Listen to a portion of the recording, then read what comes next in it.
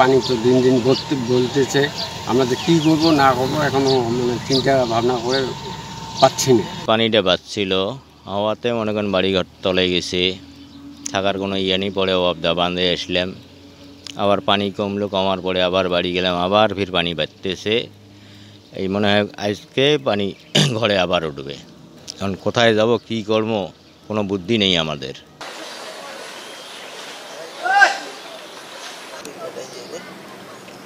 এই পাট খেতে পানি বর্তমান কৃষক কামলা দিয়ে পাট কাটা আমাদের জন্য খুবই দুষ্কর হয়েছে।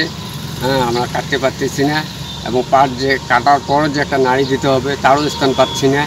হ্যাঁ, মনে করেন এই পাটের মনে করেন যে একটা দাম, হ্যাঁ, এখনও সেটা সরকার যেহেতু নির্ধারিত করে নাই, আমরা ওটা নিয়েও একটা চিন্তিত আছি।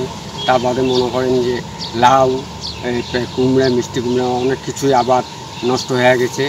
হ্যাঁ, এই নিয়ে পানি তো দিন দিন বলতেছে। আমরা যে কী করবো না করবো এখনও মানে চিন্তা ভাবনা করে পাচ্ছি না।